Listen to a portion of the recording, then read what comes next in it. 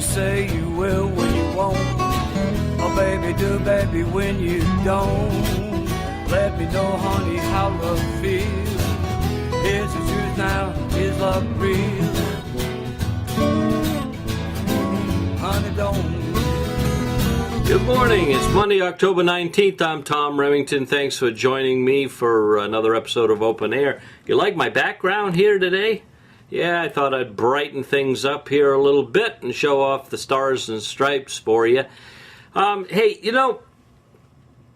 we're all guilty of it, but all this whining and complaining about everything that goes on around us and everything, it's like I think we're carrying it a little too far.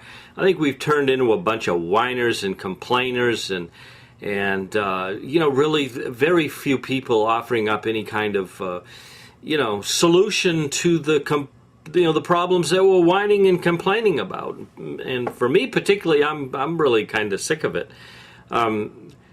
It's like, do something about it. If you want the privilege, if you will, to whine and complain and bitch and carry on, then, get involved and do something about it. Otherwise, just shut up.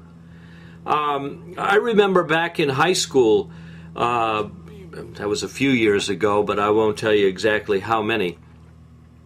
But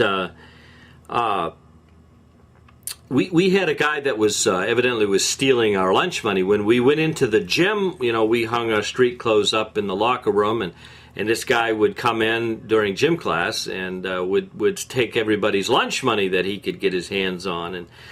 And we kind of let the gym teacher know and others that this was going on, and they can't be everywhere or whatever. We did as much as we could to try to prevent it. And this was back in the days when you didn't lock your stuff up. Didn't need to. But anyway, it continued, and we got sick of it, so a bunch of us guys get together, and we decided that we would kind of take matters into our own hands. Oh, I know, it's terrible. Vigilantes, we were vigilantes. Oh, it's terrible. We should have been locked up, and the burglar should have been exalted to a higher level by today's standards, for crying out loud. But anyway, we hid a guy in the locker room, and we actually stuffed him in one of those lockers, and he waited in there one day, and he heard the guy rummaging through other lockers, and he came out, ID'd him, and we took matters in our own hands, and I guarantee the guy didn't steal anything. No, we didn't hurt him, didn't have to. We just put the fear of God in him. But the point is, we didn't whine and complain about it, and, and the people in charge, they just kind of put their blinders on a little bit and let things get worked out the way they should, instead of, calling an emergency meeting of the school board and whining and complaining about what are we gonna do, and all this stuff, and then nothing ever getting accomplished, but spending years whining, bitching, and complaining about it. It's sort of like the Little League programs. About every parent in America has always had a kid in the Little League program, right? So you take your kid there and you gather on the sidelines with the other parents, and what do the parents do? They sit there and they whine and complain about the coach. He ain't doing that right, and I think he spoke harshly to little Johnny. Did you see that? Oh God, this is terrible. I'm gonna go complain to the higher ups, about this guy. And this is the crap that went on. And as a coach, I had to deal with it. And, I was a coach. I always had to deal with it. But not only was I a coach, but I was also the commissioner of the county baseball league.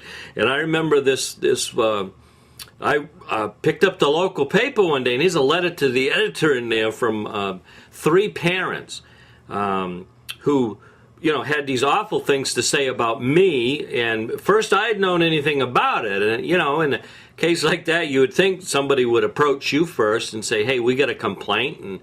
And I'd listen to them. We'd see if we could work something out. But if I couldn't, do something, or they weren't satisfied, okay, well, whatever. But, here's this letter.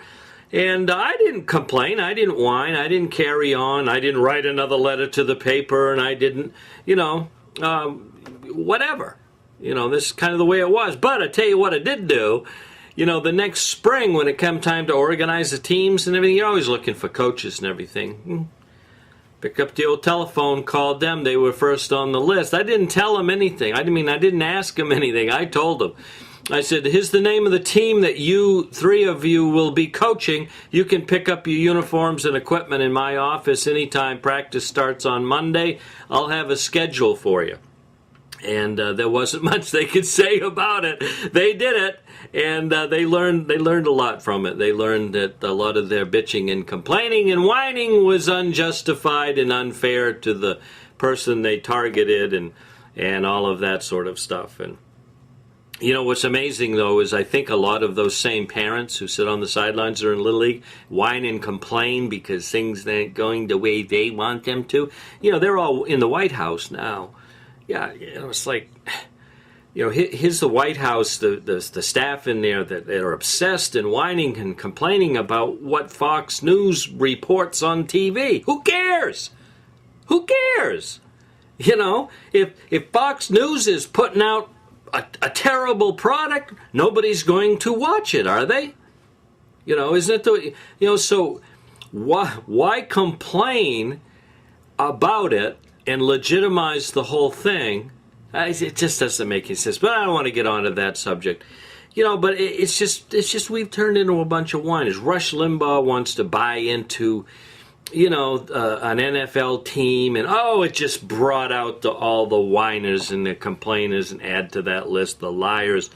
And it's really a travesty that, you know, just what we've turned into, this whining and complaining and not doing anything about it. Hey, if you want to whine and complain, great. Whine and complain after you've sent a letter to your congressman and explained to them why you don't like what they do.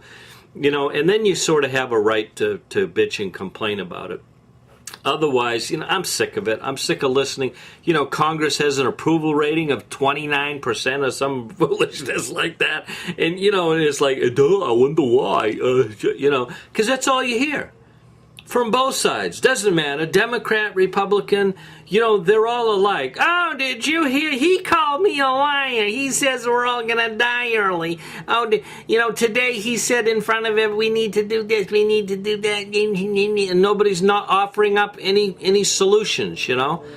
You know, if you got a complaint with, you know, Barack Obama, you know, just, you know, as a politician, get up there and say, I disagree with Barack Obama on his position on such, and here's the reason why, and here's what I'm proposing instead of that, and then go out and sell what it is that you're offering, and if it's any good, people will buy it.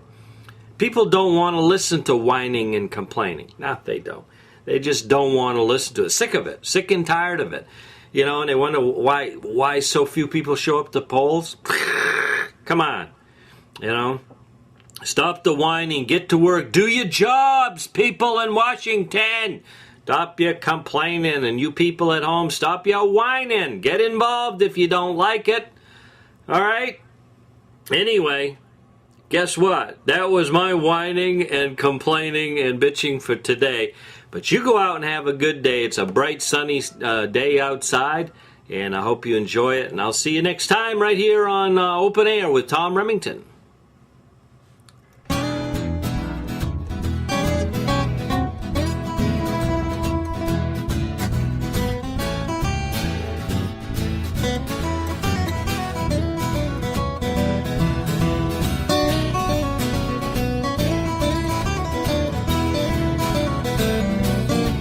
Well, how come you say you will when you won't?